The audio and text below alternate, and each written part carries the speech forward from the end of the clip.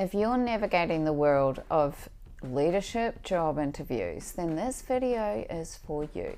Today we're tackling one of the most common, yet some will say the most challenging interview questions, and that is, what is your leadership style? I'm going to give you a 4-step framework that is hopefully going to help you articulate the response to this efficiently, effectively, and you'll get the job. Okay, no promises, but hopefully you'll get the job. I've been in leadership for over 18 years, and my ultimate goal is to help you uncover what is your clear, true leadership career pathway and what leadership role, dream role, will support your strengths, your weaknesses, your likes, your dislikes. So make sure you subscribe so that you don't miss out on any video updates. And you can check out my leadership career pathway in the description. Now, many years ago, when I was early in my leadership career, I wasn't super suave with the whole leadership job interview thing. So while I prepped and considered myself a pretty solid interviewee, I was completely thrown off, new in my career, when I was hit with that, "So tell us about your leadership style" question. In that moment, I remember the question felt so big and so abstract. So I just started rambling. I'm pretty sure I think I talked about the importance of time management, respecting people's time, wasting time. Really, leadership style and my focus was all on time. Not great. I also got stuck in that repetition loop, which is actually quite common in an interview, where you get stuck on one train of thought and you can't break out of it, and you keep repeating the same kind of example to each of the questions because you're just a bit lost. So I knew that I was coming across as obsessed with time and no doubt transparently panicking, all of which did not create a super confident, calm leader type ability. And yeah, I didn't get that job. I had no idea what I was saying. And of course, time management was not what was truly important to me as a leader. So this video is dedicated to all of you out there. All of you who get that big abstract question and think, I don't know what the hell I'm going to say. My hope is that you won't have my response when you're faced with it. So from an interviewer's perspective, when they ask this question, they're trying to picture you in the job. How are you going to lead other people? And that's pretty tough for them to do if you're just spouting generic terms. I mean, imagine how Miss Time Manager was coming across. So your job is to help paint them that picture. So here are 4 steps for your impressive answer. Step 1, emphasize flexibility. There's no one single leadership style that fits everybody. Highlighting your adaptability is crucial.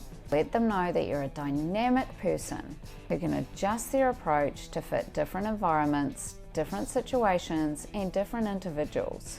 This shows that you're not rigid, but thoughtful and responsive. Step 2, identify your core styles. So this is about considering the leadership styles that you've shown in the past. And remember that leadership isn't just about leading people that directly report to you.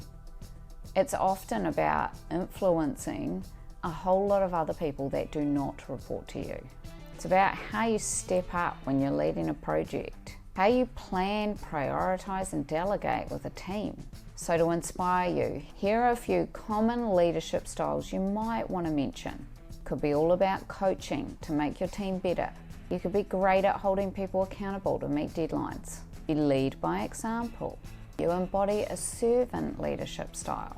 You're strong at delegation. These are just some examples. You need to think about the things that really resonate with you. If you still need a little bit more of a nudge, ask some people who know you well. It can be quite challenging to see things in yourself, so ask a trusted colleague or your manager or some peers. Ask them what they perceive your leadership approach would be, or could be, or is helpful. Except if you don't have a lot of leadership experience, in which case, think about leadership traits that you want to emulate. Ask yourself, what are the behaviours or traits that other leaders that I really admire and respect have had? What are the traits of some leaders that I didn't admire or respect? So then you can build your style based on more of what you like and respect and less of what you don't. Step 3 is to tell stories. The third and most crucial step is to come up with some stories. These are examples of you showing different management and leadership styles. If you identify coaching as a core focus, think about a specific time where you genuinely coached somebody through a challenge. You can also work backwards. Think about the moments where in leadership you are the most proud. What have you done in your leadership journey that's made you the most proud? Think about these examples, take notes, and then work through them and identify the key focus that you would have had during those times that made it successful, because presumably you're proud of the things that were successful. Now, if you're thinking, why are you talking about stories? Because if you just self-describe, I'm an inspirational leader, I motivate everyone wants to follow me, it sounds pretty hollow. They also can't tell if it's you, or if you say it like I did, you're slightly deluded. Stories help them picture what it could be like to work with you. Also helps them visualize you in the job. Now, when I tell people to give an example, they often do this. There was an associate on the team who didn't understand Excel. I was the one who stepped in and coached her. That's not a story. That's just some facts. Team member didn't know Excel. You helped her. Great. You need to present it in the PAR format. P-A-R. Problem, action, result. You can also use the STAR, or there's other acronyms that can work, but this one's nice and short, so hopefully easy to remember. So P is for problem. What challenge did you need to solve? Paint the before picture for them. Tell us about the associate's struggle with Excel. Why was it so important that she learn it? What did you even notice about her struggling that inspired you to take action? A is for action. What did you do? How did you coach her? What specific steps did you take? R is for result. This is the so what of the story. What were the tangible results of your coaching? How did this benefit the individual, the department, the company, and so on, the world? Step 4, tie it all back to the company. The fourth and final step, tie it all back to the company you're applying for. If you have a strong understanding of their management culture, you can perfectly tailor your answer. For example, you might say, my leadership approach is flexible, but through my research and our conversations, I understand that your company has a culture of X and expects Y from its employees. Given this, I would largely adopt a Z leadership style. And then you immediately launch into a powerful PAR story demonstrating how you've exhibited that Z style in another successful way before. Boom. Now, if you're not super confident about the leadership style that would be the most appropriate for this organization, bring it up at the end of your answer. Ask something like, knowing the direct reports for this role and the types of projects this position will be leading, what do you think the most important leadership approaches are here? Or, what types of leadership styles have you seen work the most effectively in your organisation? This provides some incredibly helpful information. You can immediately see if their leadership style aligns with yours. And if their answer is different to yours, but you still resonate with the core kind of style and approach that they talk about, you now have an immediate opportunity to address that in the interview. Don't let them walk away thinking, oh, that candidate was really great, but too bad they can't lead the way we need them to. Make it a conversation. It also really illustrates your ability to adapt and your willingness to do so. But don't do so if you actually don't fundamentally agree with what they're proposing. If they say that they need a really rigid style of leadership that doesn't align with who you are and how you want to lead, don't ignore that. That's a red flag. Right, so let's bring it all together with an example. So here we go, I'm an interviewer. Tell us about your leadership style. I know, if you're interviewed by me, you'd be so excited. Okay, now I'm an interviewer. No, I'm not. Now I'm an interviewee.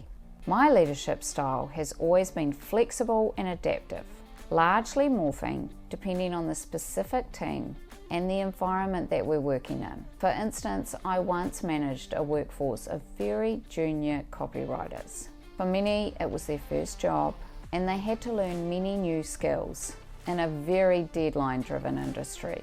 So now we're still telling the story, but this section of the story is the problem part of the par. When I brought on a team of 5 very new copywriters, their articles often needed many rounds of edits, and their learning curve was quite steep. I also noticed that many didn't understand professional conduct in a fast-paced environment. Now we're at action. My leadership style in that case became pretty hands-on. I worked closely with each writer for their first few assignments, providing detailed feedback and guidance. I was also quite strict with deadlines. If an assignment was due at 2 p.m, I would be contacting them at 2:01 p.m. asking for it. It set a very clear expectation about accountability, because in that industry it was vital. Now we're at result. As a result, my copywriters ended up being fully trained quite a few weeks ahead of the other groups. They also consistently met deadlines, which was a real win in terms of future management. Now we transition to another example of answering this question, but using a different style of leadership to show that you're really adaptable. So, now in contrast, I've led other teams where the work involved longer term, more experienced team members and more creative longer term projects too. In these situations, my leadership style was to step back, provide them with a clear goal, and allow them the autonomy to determine how they wanted to reach that goal. I then acted in a servant leadership capacity, making sure to support them, remove any roadblocks, and course correct only when they genuinely got stuck. This allowed for greater innovation and growth within the team. Those are your examples. You then transition back to them by saying, considering the direct reports for this role and the types of projects this position will be leading, what types of leadership approaches have you seen work in this space? See how powerful that is? You've got your examples, you're showing that you're adaptable in that scenario, and you're using the PAR method to help wrap your story up quite concisely in a way that they can see that you can identify a problem, you can come up with the actions, and you can see results. You'll want to create what I call a story toolbox. This is where you've got a whole bunch of specific examples ready for leadership interviews based on your experience. I'll be uploading a video soon, if it's not already linked on your screen, on how to create this story toolbox. So make sure you subscribe and then you won't miss out. Also, if you're interviewing for leadership roles, you better have a strong answer to the classic, "Now just tell us about yourself" section. Manners notoriously take way too long to answer this. So I've created a free worksheet so that you can craft your own response with a high impact answer.